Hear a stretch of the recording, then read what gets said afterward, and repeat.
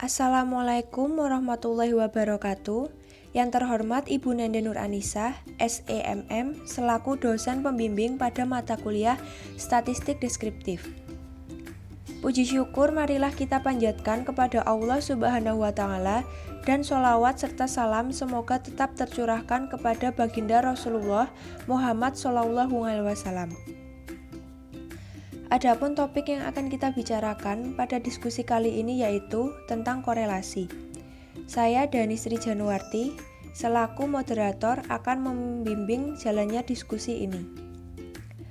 Sebelumnya, kami dari kelompok 5 akan memperkenalkan yang dimana anggota kelompok bernama 1. Alam Agus Salim, 2. Dani Sri Januarti, 3. Fatkatunisa,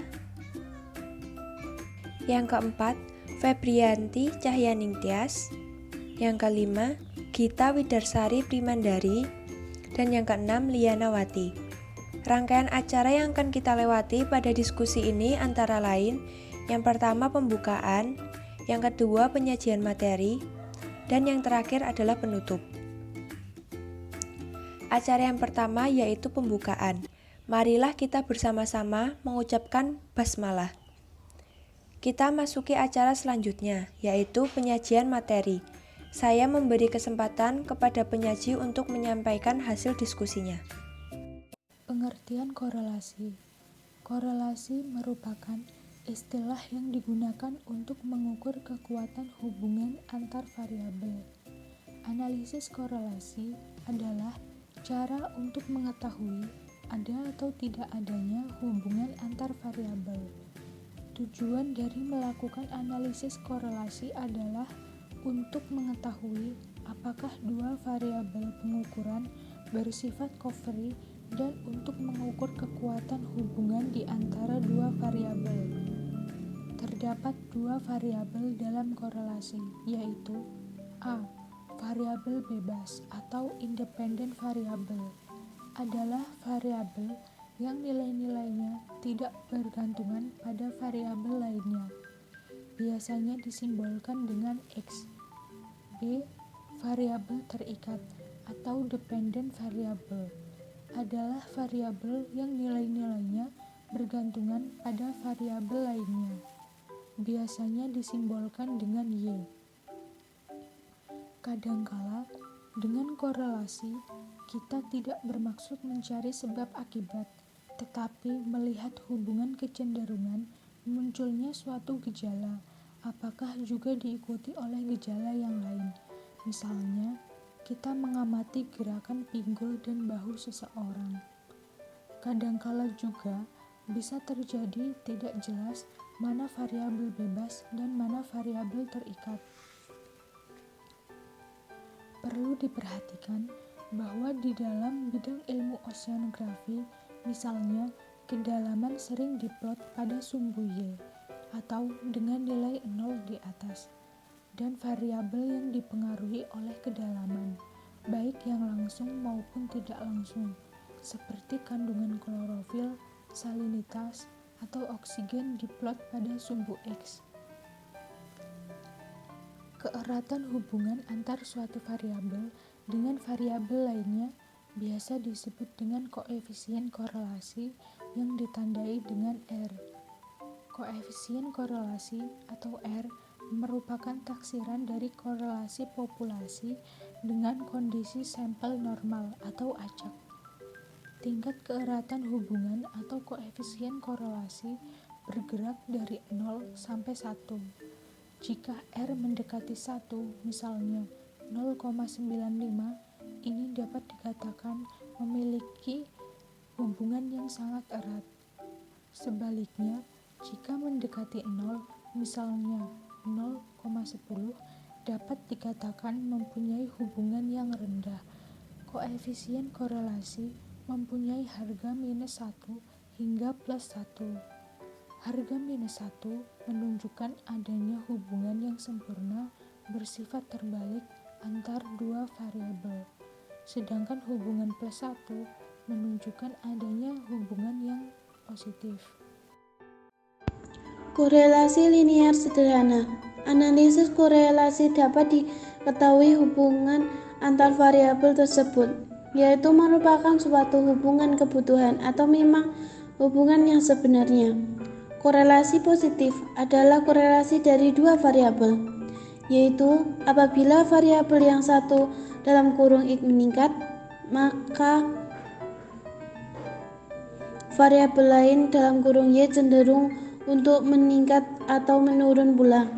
Korelasi negatif adalah korelasi dari dua variabel, yaitu apabila variabel yang satu X meningkat atau menurun, maka variabel lain (Y) cenderung menurun atau meningkat. Korelasi sempurna adalah korelasi dari dua variabel, yaitu apabila kenaikan atau penurunan variabel yang satu (variabel X) berbanding dengan kenaikan atau penurunan variabel lainnya (variabel Y). Tidak ada korelasi terjadi apabila kedua variabel (X dan Y) tidak menunjukkan adanya hubungan. Diagram pancar adalah suatu alat berupa diagram untuk menunjukkan ada atau tidaknya korelasi hubungan antar variabel atau variabel X dan Y yang berupa penggambaran nilai-nilai dari variabel-variabel lainnya. Menurut Baldwin et al.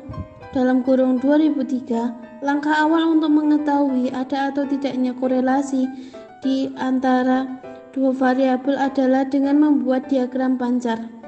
Pada diagram ini, variabel bebas diplot pada sumbu X dan variabel terikat pada sumbu Y.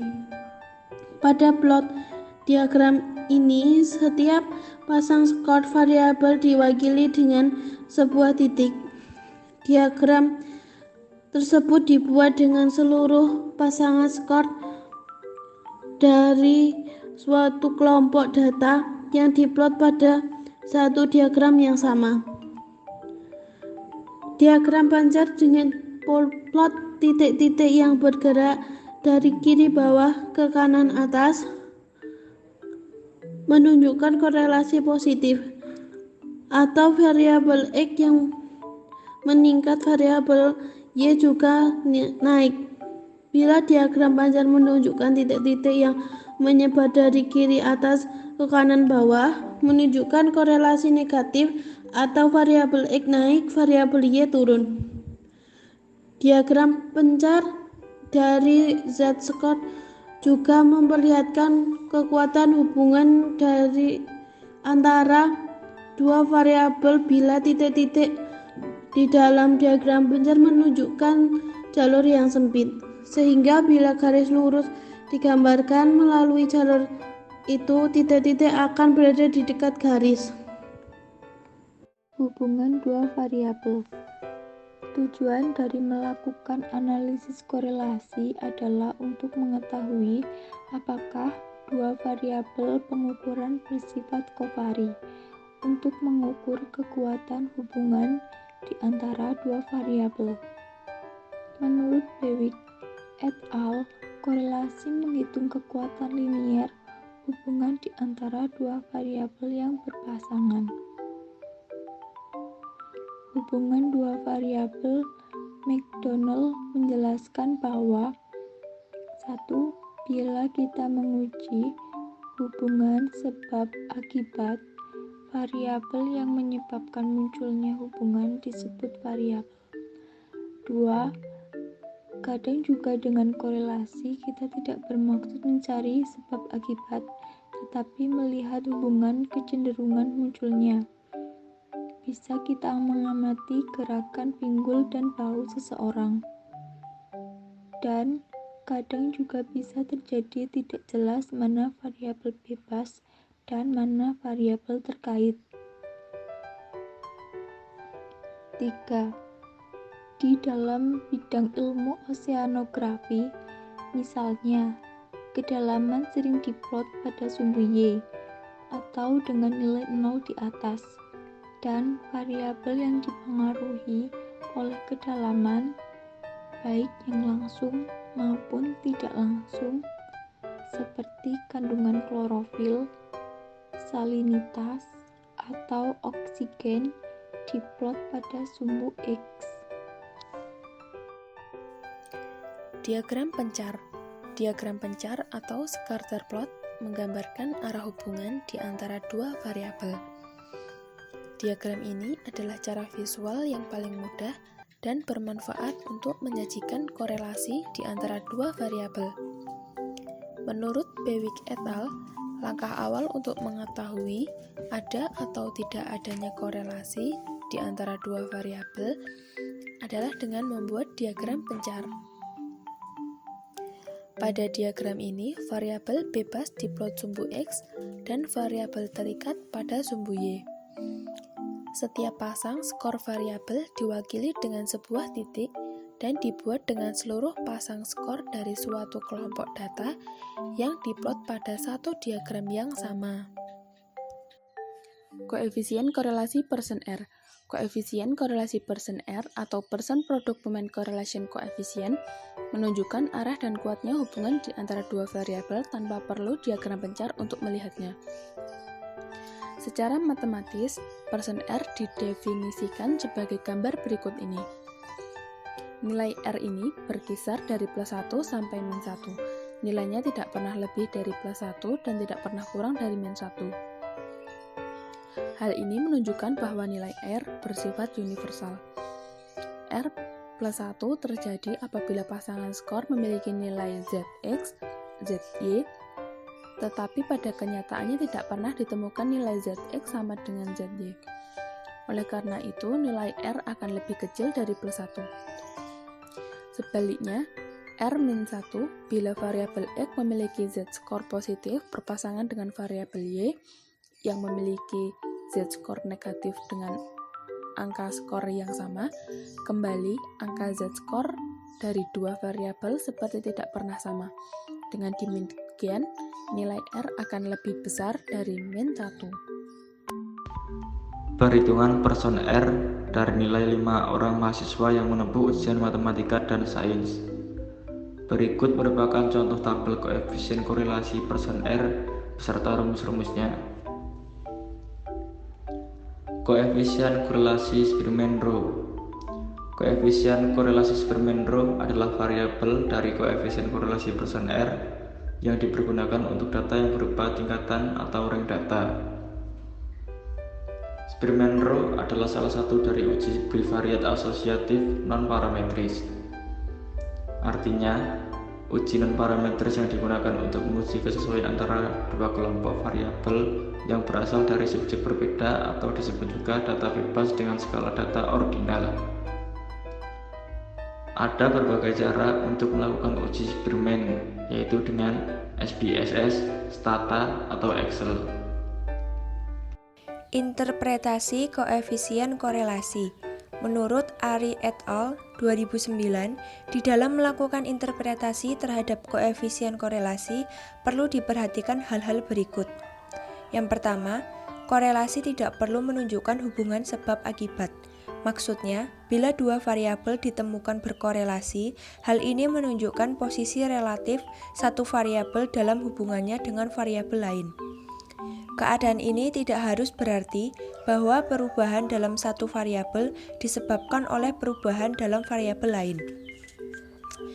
Kita mungkin menemukan korelasi di antara dua variabel bukan karena hubungan intrinsik di antara keduanya, tetapi karena keduanya berhubungan dengan variabel ketiga.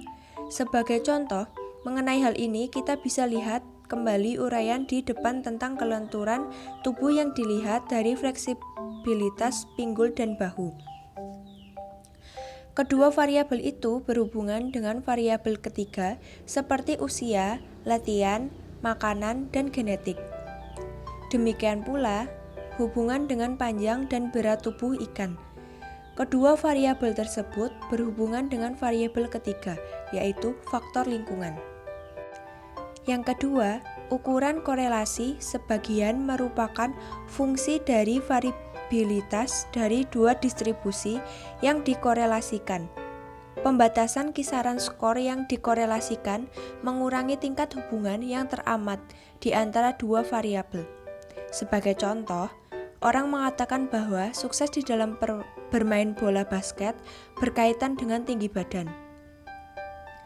Individu dengan tubuh tinggi lebih mungkin berprestasi baik di dalam olahraga ini.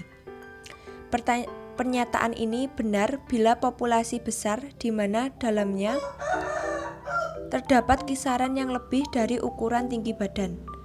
Namun, bila di dalam tim bola basket semuanya bertubuh tinggi, maka mungkin sangat kecil atau tidak ada korelasi antara tinggi badan dan sukses karena kisaran tinggi badan dibatasi. Contoh lain, bila kita berkorelasi ukuran sepatu dengan kemampuan kekayaan perbendaharaan dari suatu kata satu kelas yang sama, kita akan memperkirakan bahwa korelasi mungkin tidak ada. Tetapi bila korelasi ini dilakukan untuk sekolah dasar dari kelas 1 sampai kelas 6, maka kita akan memperoleh korelasi yang baik karena faktor pertumbuhan anak. Makin tinggi kelas anak, maka makin besar ukuran kakinya. Dan makin besar pula kemampuan menghafal kosakata makin tinggi. 3. Koefisien korelasi tidak harus diinterpretasikan dalam kerangka persentase kesempurnaan korelasi, karena koefisien korelasi digambarkan sebagai fraksi desimal. Orang-orang yang tidak terlatih dengan statistik kadang-kadang menginterpretasikan koefisien korelasi sebagai persentase kesempurnaan korelasi. Misalnya, bila R sama dengan 0,80, tidak menunjukkan kesempurnaan korelasi sebesar 80% di antara dua variabel, karena nilai R sama dengan 0,80 tidak sama dengan 2 kali besar dampak R sama dengan 0,40. Yang keempat, hindari menginterpretasikan koefisien korelasi secara absolut. Misalnya, tidak bijaksana mempergunakan koefisien korelasi 0,5 untuk memprediksi prestasi individu di masa depan. Sekian presentasi dari kelompok 5. Jika ada kesalahan dalam penyampaian materi atau PPT yang kurang jelas, kami mohon maaf karena kami masih dalam tahap belajar. Wabillahi taufik wal hidayah. Wassalamualaikum warahmatullahi wabarakatuh.